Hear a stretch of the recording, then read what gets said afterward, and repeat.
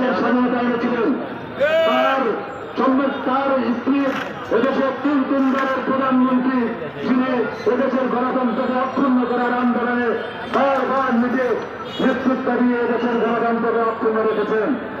আজকের 16টি বছর আমাদেরকে যে গণতন্ত্র ফিরে পাওয়ার জন্য, যে মানুষের অধিকার ফিরে পাওয়ার জন্য যে আন্দোলন সংগ্রামের নেতৃত্ব দিয়েছেন, তিনি শহীদ প্রেসিডেন্ট জিয়াউর রহমান ও বেগম খালেদা জিয়ার পুত্র, এদেশের মানুষের নেতা নায়ক জনাব তারেক রহমান।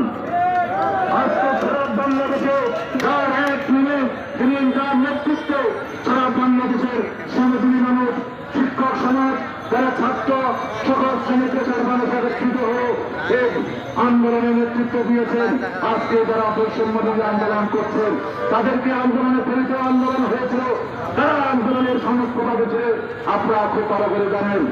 আমি তাই বলতে চাই, আমাদেরকে রাজপথে এসে